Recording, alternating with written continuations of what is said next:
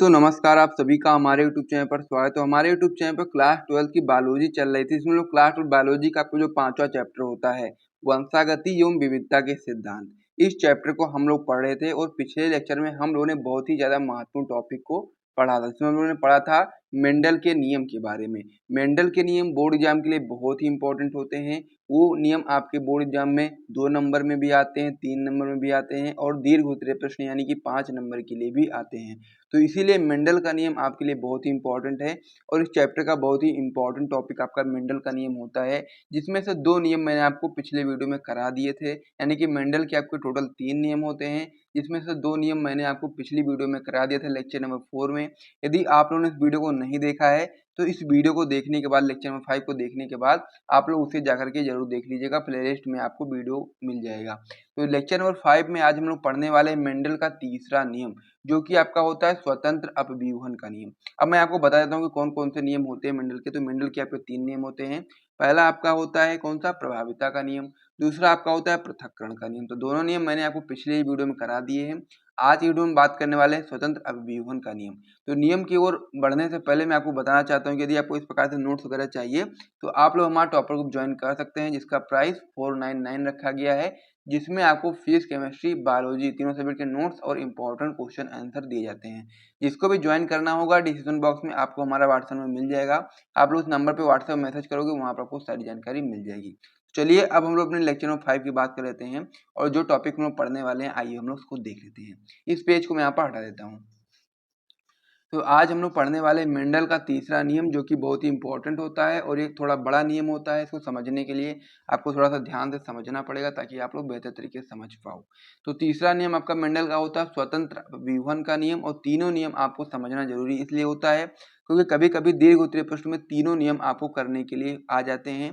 तो तीनों नियम आप लोग याद कर लो। अगर दीर्घ में नहीं आएगा तो लघु में आएगा। तो लघु में या तो पृथक्करण का नियम पूछ सकता है, प्रभाविता का नियम भी पूछ सकता है और स्वतंत्र अपव्यूहन का नियम भी पूछ सकता है। तो ये चीज आपको यहाँ पर याद कर लेना है। तो आइए अब हम लोग यहाँ पर देख लेते हैं। तो यहाँ पर हम लोग बात करने वाले हैं स्वतंत्र अपव्यूहन के नियम के बारे में। तो इसमें आप बताओगे कि जब 2 जोड़ी अलग अलग लक्षणों वाले जीवों के बीच संकरण कराया जाता है तो दोनों लक्षणों के वैकल्पिक स्वरूपों का पृथक्करण स्वतंत्र रूप से होता है। यानी कि इससे पहले के जो नियम मेंडल ने दिए थे, जैसा कि आपका हो गया पृथक्करण का नियम हो गया और प्रभाविता का नियम हो गया, इन नियमों में हम लोग एक जोड़ी अलग अलग उपलक्षणों वाले जीवों के बीच में संकरण करा रहे थे। लेकिन अब हम लोग यहाँ पर क्या करेंगे, अब यहाँ पर हम लोग 2 जोड़ी अलग अलग लक्षणों वाले जीवों के बीच में संकरण कराएंगे। तो फिर दोनों लक्षणों के वैकल्पिक स्वरूप का एक कह सकते हैं पृथक्करण स्वतंत्र रूप से हो जाएगा। अर्थात एक लक्षण की जो वंशागति होती है वो दूसरे लक्षण की वंशागति को प्रभावित नहीं करती है। और यह नियम आपका द्विसंकर संकरण पर आधारित है। यानी कि जो स्वतंत्र अपव्यूहन का नियम है, इसमें क्या होता है कि एक लक्षण की जो वंशागति होती है वो दूसरे लक्षण की वंशागति को प्रभावित नहीं करेगी।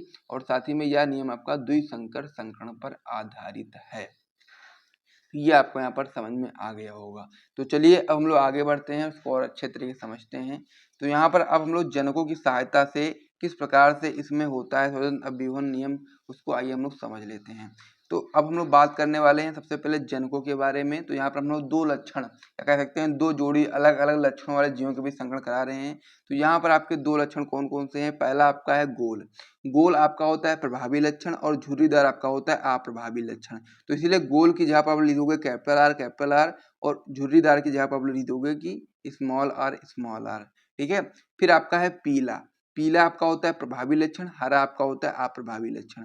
तो पीले की जगह आप लोग कर दोगे कैपिटल वाई और हरे की जगह आप लोग कर दोगे स्मॉल वाई। ये आपको यहाँ पर समझ में आ गया होगा। अब हम लोग यहाँ पर क्या करेंगे, इसका युग्मक बनाएंगे। तो यहाँ से आपका कैपिटल आर निकल करके आ गया, यहाँ से आपका कैपिटल वाई निकल करके आ गया। अब यहाँ से आपका स्मॉल आर और स्मॉल वाई निकल करके आ गया। तो इस प्रकार से आपका ये हो जाएगा।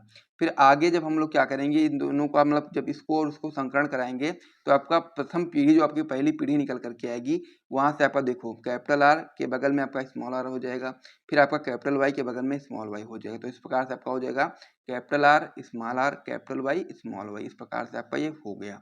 दोनों आपके एकदम मिक्स हैं, समझो आप लोग। ठीक है। फिर हम लोग क्या करेंगे, जो प्रथम पीढ़ी में संतान निकल करके आएगी उसका हम लोग उसी पीढ़ी के संतान के साथ स्वास्थ्य संकरण करा देंगे। यानी कि कैपिटल आर, कैपिटल वाई के साथ संकरण कराएंगे तो यहाँ से जो युग्मक आपके बनेंगे, कौन कौन से युग्मक बनेंगे आइए इसको समझ लेते हैं। सबसे पहले आप लोग आर पर ध्यान दोगे, तो कैपिटल आर पर ध्यान दोगे तो आपका हो जाएगा कैपिटल आर को कैपिटल वाई से कराओगे, यानी कि कैपिटल आर जो आपका है कैपिटल वाई से करा दोगे तो आपका हो जाएगा कैपिटल आर कैपिटल वाई।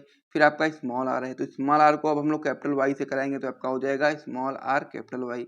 फिर हम लोग क्या करेंगे, अब आप लोग यहाँ पर ध्यान दोगे कि जो आपका स्मॉल आर है, ठीक है, अब आप लोग क्या करो कैपिटल आर को, अभी तक हम लोग क्या करा रहे थे कैपिटल आर को और स्मॉल आर को कैपिटल वाई से करा रहे थे, अब हम लोग कैपिटल आर और स्मॉल आर को स्मॉल वाई से कराएंगे तो आपका हो जाएगा कैपिटल आर स्मॉल वाई बराबर आपका क्या हो जाएगा कैपिटल आर स्मॉल वाई।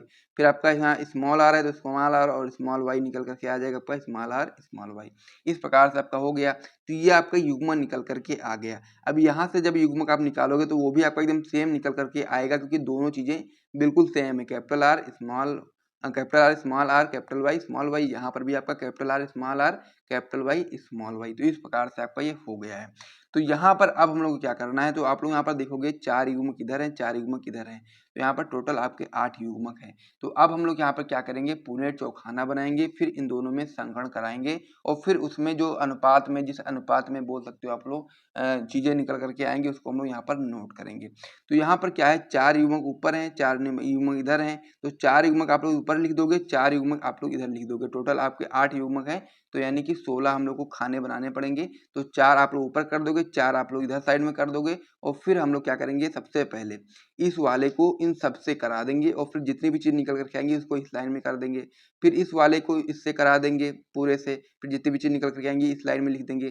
फिर इस वाले को इस पूरे से करा देंगे, फिर जितनी भी चीजें निकल करके आएंगी इस लाइन में लिख देंगे और फिर लास्ट वाले को भी हम लोग इस वाले को इन सबसे करा देंगे, जितनी भी चीजें निकल करके आएंगी संकरण के बाद उनको हम लोग यहाँ पर लिख देंगे। ठीक है, इस प्रकार से आपको ये समझना है।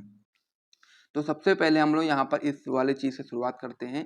तो सबसे पहले हम लोग कैपिटल आर कैपिटल वाई को कैपिटल आर कैपिटल वाई से कराएंगे तो आपका हो जाएगा कैपिटल आर कैपिटल वाई, इस प्रकार से दोनों मिलेंगे तो इस प्रकार से हो जाएगा। फिर हम लोग इसको इससे कराएंगे तो यहाँ पर आपका क्या आ जाएगा कैपिटल आर स्मॉल आर, क्योंकि यहाँ पर स्मॉल आर है तो आपका हो जाएगा कैपिटल आर स्मॉल आर और फिर यहाँ पर भी कैपिटल वाई है यहाँ पर भी है तो आपका यहाँ पर कैपिटल वाई हो जाएगा। फिर आप लोग इस वाले को इससे कराओगे तो यहाँ पर आपका कैपिटल आर है यहाँ पर भी कैपिटल आर है तो दोनों यहाँ कैपिटल आर हो जाएगा और यहाँ पर आपका कैपिटल वाई है और यहाँ पर आपका स्मॉल वाई, तो यहाँ पर आपका स्मॉल वाई हो जाएगा। फिर आप लोग इसको इससे कराओगे तो आपका यहाँ पर हो जाएगा, यहाँ पर स्मॉल आर है तो आपका कैपिटल आर यहाँ पर है तो कैपिटल आर और स्मॉल आर हो जाएगा और फिर आपका यहाँ पर कैपिटल वाई है यहाँ पर स्मॉल वाई है तो आपका कैपिटल वाई स्मॉल वाई हो जाएगा। तो ये पहली लाइन भी कंप्लीट हो गई है। फिर दूसरी लाइन में ये वाला युग्मक है तो इसको हम लोग इन सबसे अब कराते हैं। तो इसको जब आप लोग इससे कराओगे तो आपका हो जाएगा capital R small R capital Y, क्योंकि यहाँ पर भी कैपिटल वाई है यहाँ पर भी कैपिटल वाई है लेकिन यहाँ पर कैपिटल आर है यहाँ पर स्मॉल आर है तो यहाँ पर आपका हो जाएगा capital R small R capital Y.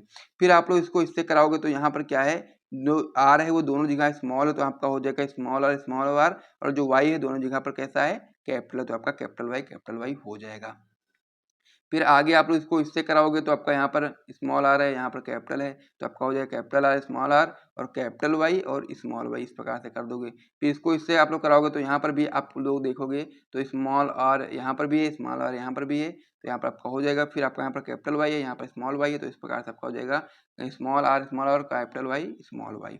फिर आप लोग आगे बढ़ोगे तो आगे अब हम लोग इस वाले को कराएंगे क्योंकि दो आपके कंप्लीट हो चुके हैं। तीसरा आपका होगा कैपिटल आर स्मॉल वाई को हम लोग इन सभी से कराएंगे। तो इस प्रकार से आप लोग कर दोगे, इसको इससे कराओगे तो आपका हो जाएगा कैपिटल वाई स्मॉल वाई। फिर आप लोग इसको इससे कराओगे तो आपका हो जाएगा capital R capital Y small Y. फिर आप लोग इसको इससे कराओगे फिर आपका हो जाएगा कैपिटल आर स्मॉल वाई। फिर आप लोग इसको इससे कराओगे तो आपका हो जाएगा capital R capital Y small Y, इस प्रकार से आपका ये हो गया। फिर लास्ट वाली लाइन बचेगी तो इसको अभी आप लोग इसी प्रकार से सेम कर सकते हो, मैं आपको बता देता हूँ। इसको जो आप लोग इससे कराओगे तो आपका हो जाएगा capital R capital Y small Y. इसको इससे कराओगे तो आपका हो जाएगा small R capital Y small Y. इसको इससे कराओगे तो आपका हो जाएगा capital R capital small Y, ठीक है। फिर आपका हो जाएगा, इसको जब इससे कराओगे आप लोग तो यहाँ पर हो जाएगा आपका स्मॉल आर स्मॉल वाई, इस प्रकार से आपका ये हो जाएगा। तो इस प्रकार से जो पुनर्चौखाना यहाँ से निकल करके आ जाएगा, तो इस प्रकार से इतनी सारी संतानें इसमें बनेंगी। अब इसमें कैसी होंगी आइए इसको हम समझते हैं। सबसे पहले हम लोग यहाँ बात करेंगे, आपका ये हो जाता है उसके बाद फिनोटाइप रेशियो आप लोग देख सकते हैं कि जो चीज़ें बाहर से दिखाई देती हैं इसको हम लोग फिनोटाइप बोलते हैं, और जो चीज़ें जीनी संरचना होती है उसको हम लोग जीनोटाइप रेशियो बोलते हैं। तो फिनोटाइप रेशियो आपका होता है 9:3:3:1, और जीनोटाइप रेशियो आपका होता है 1:2:1, 2:4, 4:2, 2:1 और 1:2, 2:1। इस प्रकार से आपका ये फिनोटाइप और जीनोटाइप कह सकते हैं अनुपात होता है, जिसे आप लोग याद कर लीजिए अच्छे तरीके से, ये भी आपका बहुविकल्पी प्रश्न में आ जाता है। तो इस प्रकार से मेंडल के तीनों नियम कंप्लीट हो चुके हैं। तो अब हम लोग वीडियो को समाप्त करेंगे, मिलेंगे नेक्स्ट वीडियो में और भी महत्वपूर्ण वीडियो के साथ में। तो मेंडल के तीनों नियम बहुत ही इंपॉर्टेंट है, तो इसलिए आप सभी को तैयार कर लीजिए। फिर हम लोग मिलते हैं वीडियो में, तब तक के लिए जय हिंद।